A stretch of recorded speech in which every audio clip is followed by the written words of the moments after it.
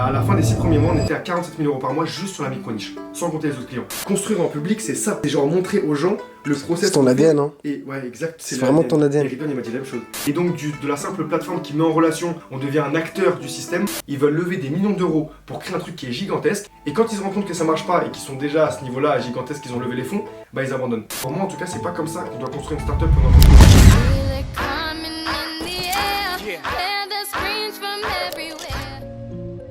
C'est carré, de toute façon je vais juste poser ça là, hop, si j'ai besoin de boire de l'eau au cas où, on est bon, le plan il est bon, le cadre il est bon. Ouais, les plantes, on a fait un effort en vrai, déjà on a changé le cadre, on a mis un peu moins de plantes.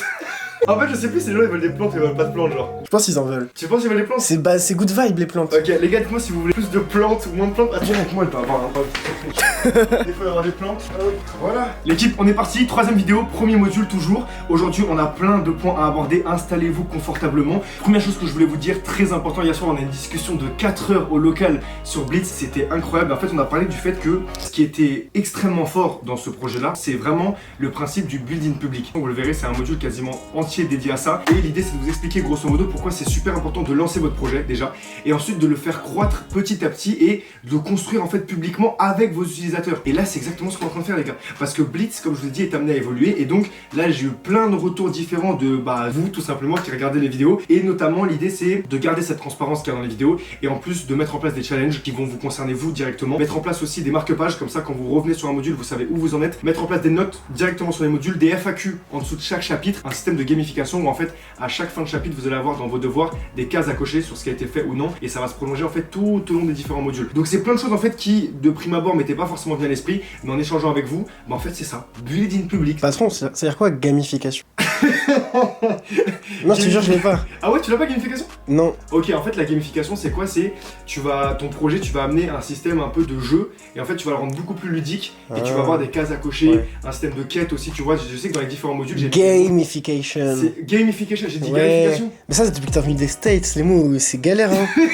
Et justement en parlant de gamification, l'idée c'est que dans les modules j'ai mis à chaque fois des petits mots à droite à gauche qui renvoient soit vers mon Insta, soit vers d'autres choses, et qui vous permettent de débloquer des surprises. Déjà ça me permet de voir moi, de sonder en interne avec l'équipe combien de personnes arrivent jusqu'à là, et en même temps de pouvoir voilà, créer ce système de quête, de points de contrôle on va dire. Et encore une fois les gars, je me positionne vraiment comme quelqu'un qui est toujours en train d'apprendre, c'est à dire que j'ai accompli jusqu'à présent certes, mais je suis toujours dans une quête d'apprentissage, c'est pour ça que je suis à mon 3e master et que j'enchaîne, donc c'est exactement pareil avec Blitz. On est parti du coup, module 1, chapitre 10. Pour devenir grand, il faut commencer petit. Si je devais résumer ce chapitre-là, aujourd'hui on a un problème, c'est qu'on réfléchit beaucoup trop grand quand on lance un projet. C'est-à-dire qu'on n'a plus ce truc de, on va lancer par exemple un garage et on va juste commencer à réparer des voitures tranquillement, et plus tard on va peut-être avoir une franchise avec plusieurs garages, on va peut-être pouvoir s'attaquer à d'autres types de véhicules, et on va pouvoir créer une plateforme qui met en relation les trucs. On part à chaque fois du truc le plus grand qui existe, c'est-à-dire on va créer une plateforme qui va révolutionner le secteur de l'automobile, et on perd en fait finalement ce truc de l'étincelle où on commence et on monte petit à petit. Et c'est pour ça que les gens espèrent, parce que ils ont des idées, ils veulent lever des millions d'euros pour créer un truc qui est gigantesque, et quand ils se rendent compte que ça marche pas et qu'ils sont déjà à ce niveau-là, à gigantesque, qu'ils ont levé les fonds, bah ils abandonnent. Pour moi en tout cas c'est pas comme ça qu'on doit construire une startup ou une entreprise. C'est que d'abord on commence petit et ensuite on le fait évoluer. Et comme si vous regardez PayPal, toutes les grosses entreprises, en soi PayPal au départ c'est juste un service de paiement qui permet de remplacer on va dire le service traditionnel, et c'est seulement de fil en aiguille que c'est devenu un système de paiement mondial qui vient concurrencer directement les banques, etc. Et encore ils ont fait des affiliations, et bref. Donc la niche c'est exactement ça. La citation du Go Big or Go Home, pareil, qui est totalement stupide, parce qu'en soi t'es pas obligé d'arriver avec un truc énorme dès le début. Delivered, Charlie pourra vous le dire, hein. La première fois que je lui ai présenté Delivered c'était réellement pas du tout tel que c'est aujourd'hui, et je suis venu avec un petit projet de on va récupérer des invendus auprès de commerçants, on va les mettre en relation avec des étudiants qui ont faim, et ça va être cool, tu vois, on va faire quelques livraisons chaque mois, tu vois, c'était vraiment la Puis même le pitch, la façon dont tu l'avais présenté et tout, à la base c'était juste une volonté d'aider à notre échelle, une petite ville, un petit quartier, un petit truc. Exactement. Et après on a les opportunités, on les a prises et on a pu grandir. Mais à la base c'était pas... C'est ça qui est fou, tu pars d'un petit projet, un petit problème, et c'est ensuite que ça devient grand. Comme tu as dit avec les opportunités, on a un premier investisseur qui nous dit ok go, on va ouvrir dans telle ville, on ouvre dans cette ville, on se rend compte que le système finalement on pourrait intégrer un truc de livraison complet, et donc de la simple plateforme qui met en relation, on devient un acteur du système en faisant livrer directement nos kits par les livreurs bénévoles, et de fil en aiguille on arrive à une plateforme où on lève des millions et on ouvre dans plein de villes. Mais de base c'était pas ça les gars. Commencez par une micro-niche, passer d'une micro-niche à une multi-niche et passer de la multi-niche à l'intégration verticale. Qu'est-ce que ça signifie? Quand je dis qu'il faut commencer par une micro-niche, c'est que l'exemple du coiffeur que je donne, elle est extrêmement parlante. Aujourd'hui, si vous voulez créer une application qui vise l'intégralité des coiffeurs, en fait, ils ont tellement de spécificités différentes que vous allez créer une application qui en fait va répondre aux besoins d'aucun coiffeur. Alors que si vous vous concentrez uniquement sur un type de coiffeur spécialisé, en fait, vous allez pouvoir cibler beaucoup plus ses problématiques à lui et donc créer une plateforme, une application, un projet, que sais-je, qui répond à ses attentes et qu'il est sûr d'adopter. En gros, vaut mieux créer un produit qui répond parfaitement aux attentes d'une petite catégorie de la population qu'un produit qui répond aux attentes de tout le monde, mais de manière plus ou moins grande. En fait, je prends l'exemple du coiffeur afro parce que les coiffeurs afro, il y en a beaucoup moins que des coiffeurs généralistes, mais sauf que les coiffeurs afro rencontrent peut-être des difficultés que n'ont pas les autres coiffeurs. Donc si vous créez une plateforme qui permet de booker des rendez-vous uniquement avec les coiffeurs afro, le marché des coiffeurs afro, c'est à peu près 10 000 coiffeurs en France. Sur ces 10 000 coiffeurs afro, vous allez proposer une plateforme qui leur permet, eux, de gagner en moyenne 20 clients par mois. Donc ça, il faut le tester avec un ou deux coiffeurs au début, vous y allez en démarchage direct local, et donc vous mettez en avant le fait que en moyenne, grâce à votre plateforme, en fait, ils gagnent 20 clients par mois. Les 20 clients, si la coupe elle est à peu près à 20 €, ça va être plus 400 € par mois pour votre coiffeur. Il suffit que votre plateforme soit, on va dire, à 85 € mensuels et vous avez déjà 1000 coiffeurs qui, moyennant le paiement d'une somme de 85 €, sont en mesure de faire plus 400 sur leur CA chaque mois. Et donc 85 € x 1000, ça fait 58 000 € par mois pour votre entreprise. Et 58 000 € multiplié par 12, ça fait plus d'1 million d'euros qui rentrent chaque année dans votre entreprise. Et vous êtes parti d'une niche vraiment sur 10 000 coiffeurs afro. C'est-à-dire que c'est pas un système qui concerne l'intégralité de la planète, mais juste sur votre niche à vous, sur votre segment à vous, si la solution n'existe pas, vous pouvez avoir une entreprise qui est extrêmement vertueuse. Donc c'est pour ça que je vous dis, partez, ça peut être n'importe quoi, ça peut être les étudiants, ça peut être les étudiants, justement, un autre exemple parfait. Aujourd'hui, on a plein d'apps qui veulent se créer pour aider les étudiants.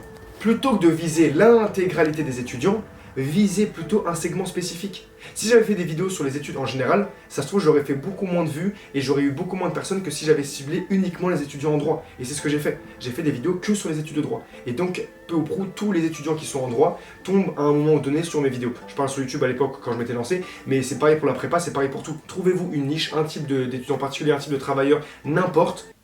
T'étais quelqu'un, André, hein. Ben je te jure qu'en prépa, gros... Mais tu sais que c'est une folie, hein. Parce que même moi, à ma toute petite échelle, j'ai beaucoup moins d'abonnés que toi. Ouais.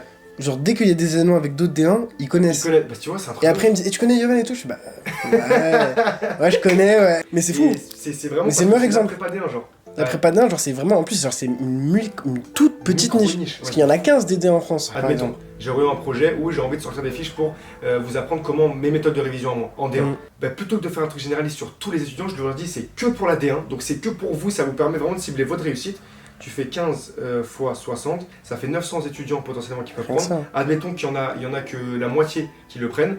450 fois, admettons la fiche de révision, je la mets 30 €, c'est un prix raisonnable, ça fait 13 500 €. C'est une folie, hein. Sur une micro-niche. Une niche, c'est moins de 1000 personnes. Moins de 1000 personnes. Tu peux faire entrer 13 500 € par mois. C'est pour ça que le mieux, c'est de partir sur une micro-niche. L'idée, c'est de passer ensuite de cette micro-niche à une multi-niche. C'est-à-dire que l'exemple que je prends, c'est que là, vous avez ciblé les coiffeurs afro. Demain, une fois que vous avez votre service qui est en place, que ça marche avec les coiffeurs afro, que vous avez des chiffres à mettre en avant, vous allez voir, je sais pas, les coiffeurs japonais.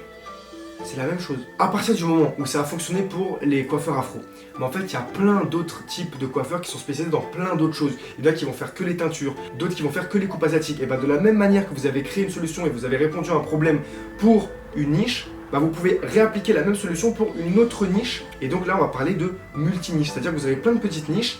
Et en fait, vous avez créé la même solution, mais qui va être adaptée à chacune de ces niches. Et donc là, on n'est plus dans la configuration d'une seule niche à 58 000 €, mais de potentiellement 4 niches à 58 000 € chacune, qui vous rapportent plus de 300 000 € par mois. Après, encore une fois, sur le papier, c'est très simple dit comme ça. Mais si je vous donne un exemple concret, une fois de plus, qui est applicable dans la vraie vie, une fois que j'ai fait Delivered, ok, Delivered, il y a eu d'abord la solution, donc c'était les étudiants en situation de précarité, ma niche, j'ai fait Delivered, j'ai fait Dressed, et ensuite je me suis dit, ok, on va trouver une autre niche, donc un autre type de personnes qui rencontrent d'autres difficultés, et on va se lancer. Bah, comme je vous disais dans la précédente vidéo, j'ai pris Mood, toutes les entreprises qui avaient des besoins de communication. Donc déjà c'est une première niche parce que toutes les entreprises n'ont pas besoin de communiquer. Et dans toutes ces entreprises qui avaient besoin de communiquer, j'ai ciblé uniquement les pôles RSE.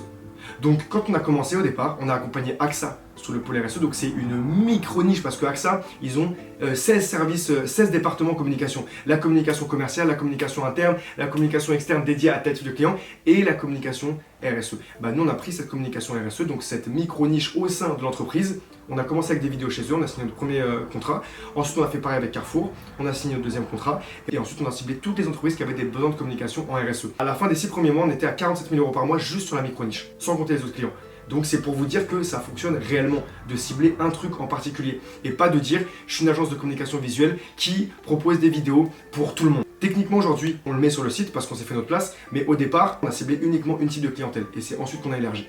En fait, en vrai, avoir une niche, c'est le meilleur moyen de devenir compétent dans un secteur voilà. Qu'après on pourra finalement développer dans un autre secteur. Tout est dit, c'est ça. Faut que tu commences avec, par exemple, je vais créer un système de paiement uniquement pour les paiements entre l'Afrique et la France. Et après, à terme, si entre l'Afrique et la France ça marche, tu vas le faire dans tout le monde entier. Western Union, ça a commencé comme ça, tu vois. Western Union, c'est pas, ils sont arrivés un jour et ils ont dit, ok, on va faire tout le monde entier un service de paiement. Et au départ, il y avait que certains pays disponibles. Puis au fur et à mesure, tout d'autres. C'est comme des livrets. Il y a que certains pays qui sont disponibles et petit à petit. Faut trouver un concept d'une niche sans se fermer plus tard à son ouverture. Exactement. Mais il faut d'abord réfléchir petit. Exactement, c'est ça. Pour ensuite devenir grand. Et se donner le moyen. C'est le titre du chapitre.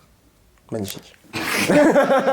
Et quand vous avez la multiniche, du coup, ce que je disais, je finissais avec l'intégration verticale. L'intégration verticale, c'est qu'une fois que vous avez un service qui est suffisamment développé, c'est ce qu'on disait avec Charlie, vous pouvez le proposer à tout le monde. Facebook, au départ, c'était quoi? C'était juste une application de Hot or Not lancée par Mark Zuckerberg à l'échelle d'une université. À aucun moment, il s'est dit, je vais créer une plateforme qui permet de connecter des gens du monde entier. Il s'est juste dit, je vais créer une plateforme pour connecter les personnes qui sont dans la même université. Il a commencé petit, comme tout le monde. Et c'est là qu'on touche au problème, c'est qu'en fait, dans l'ego des personnes, quand elles vont venir parler d'un projet ou quand elles vont avoir une idée, elles vont se dire « Ok, il faut que mon projet soit fou et que je dise que je vais venir changer le monde. » Ça, c'est de la communication, vous pouvez le faire.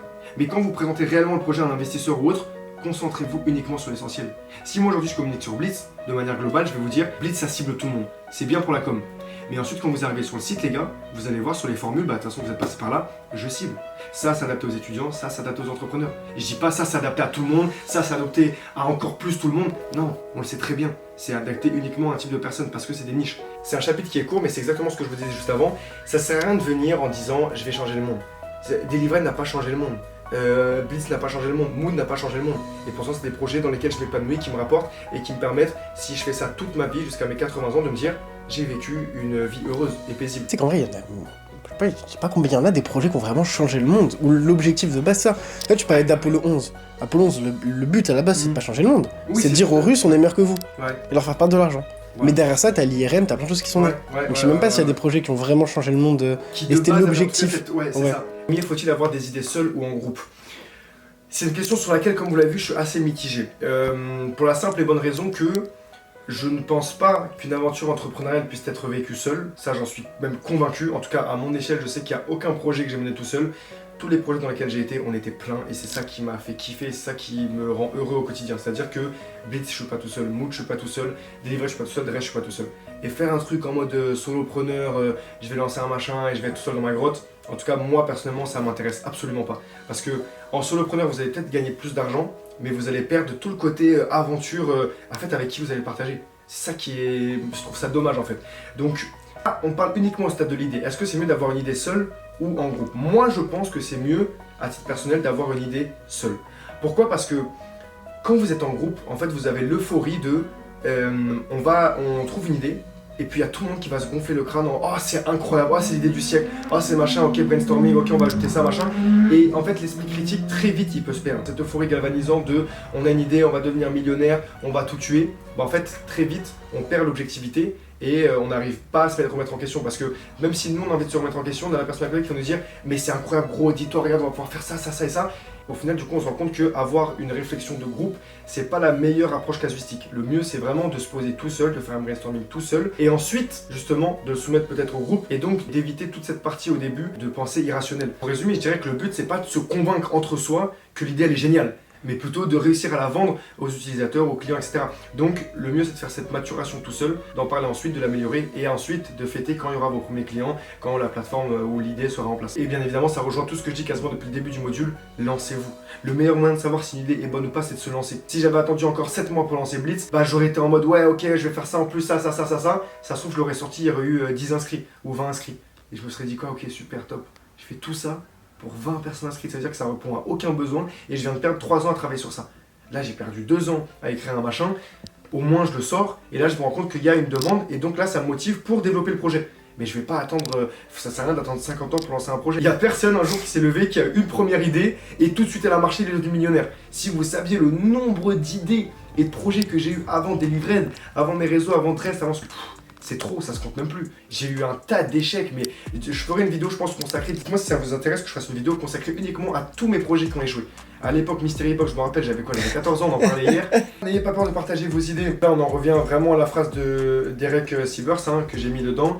L'idée, faut pas avoir peur de la partager. Des idées, on en a plein. Tous, vous pouvez être 30 à avoir exactement la même idée partout dans le monde. Ce qui va faire la différence, c'est l'exécution. Comment vous faites passer de cette idée au stade de projet? Parce qu'encore une fois, des livrettes, c'est pas du génie. Il y a plein de gens, quand j'ai sorti ma vidéo, là, le gros réel qui a fonctionné, à l'époque, j'avais fait le réel, tu sais, pour dire je m'appelle Yovan, j'écris des livrettes. Ouais. T'as plein de gens en commentaire qui disaient oh, j'avais la même idée, machin, etc. Et je veux bien les croire. Il y a plein de gens qui ont dû avoir cette idée avant. Mais la différence qui a fait la diff, c'est comment on la met en place, comment on l'exécute. Donc quand je vous dis n'ayez pas peur de partager vos idées, c'est sous-entendu, il n'y a pas tout le monde qui a cet âme entrepreneur, il n'y a pas tout le monde qui veut lancer des projets. Et même s'il y a une personne qui a cet âme entrepreneur, qui veut lancer des projets et qui veut vous voler l'idée, qu'elle le fasse et qu'elle l'exécute. Et on verra qui l'exécute le mieux. Croyez en votre idée, bah ça c'est basique les gars. Si vous-même vous ne croyez pas en votre idée, qui le fera à votre place? Personne n'ira porter votre projet à votre place. Il faut vous-même que vous soyez convaincu pour réussir à convaincre la personne d'en face. Si vous arrivez, vous bégayez, vous n'êtes pas sûr, ouais mais en même temps j'avais pas pensé, mais ça posera peut-être problème. Non, ça posera pas problème. Même si on essaie de vous coincer sur un point, c'est vu déjà. Tu vois, faut être à la limite entre le mensonge et l'assurance. C'est-à-dire, on va essayer de vous poser 3000 questions, faut que vous montriez que vous maîtrisiez tout. Et si vous ne maîtrisez pas certains points qui ne sont pas problématiques, soyez honnête et transparent. Ok, ça c'est un point effectivement qui a été soulevé récemment par une partie de l'équipe. On est en train de travailler dessus. Ok. Et même si par exemple vous n'avez même pas soulevé le point, c'est super intéressant. C'est vrai qu'on n'avait pas vu les choses sous cet angle-là, on va travailler dessus et on va trouver une solution. Toujours être rassurant et montrer à la personne que vous maîtrisez le sujet et que ça va le faire. Conclusion, votre devoir sur le premier, ça on en a parlé hier. Voilà l'équipe, c'était un très bref résumé de ce premier module. Quand je dis très bref résumé, vraiment c'est qu'on a commencé à partir du chapitre 14, chapitre 10. Je vérifie pour pas vous dire de bêtises, ouais. On a commencé à partir du chapitre 10, donc il y avait les 10 chapitres d'avant. Mais il faut que je me prenne 2 semaines, 3 semaines, que je me pose en séminaire, parce qu'on va faire de toute façon, je pense pas à Poitiers, plus à Chicago, on va voir. Ah, tu penses? Non pas que ça me tente pas un Poitiers, mais c'est juste que je pense Après Chicago, c'est loin, hein. Ouais, Poitiers. Mais c'est vraiment, Et n'hésitez pas, entre temps, on va intégrer la partie FAQ. Sous chacun des chapitres, vous pourrez poser vos questions. Donc quand je vais réadapter chacun de ces chapitres en vidéo, bah, je prendrai aussi vos questions et j'essaierai de les pousser. Et je vois qu'il me lance un regard noir, peut-être qu'on va adapter juste les modules. J'ai réfléchi encore avec l'équipe. C'est plus des vidéos, comme je vous ai dit, au jour le jour, au quotidien. On bosse, on vous montre un peu l'avancement, etc. Et on construit la chose ensemble, notamment sur les différentes modifs dont je vous ai parlé au début. On en a parlé ce matin, on était en brainstorm sur le PC que vous voyez juste derrière. On a mangé, bah montre là ce qu'on a mangé, le master poulet. On l'a tapé, hein, les gars. On a tapé, ouais. Juste ici, le master poulet. Bon là c'est les restes, hein. Je suis trop content. Ceux qui sont arrivés jusqu'ici, mettez-moi plante en commentaire. Les nôtres, les fameuses, et on s'attrape demain ou après-demain, je fais vacant pour la prochaine vidéo. Moi, let's go.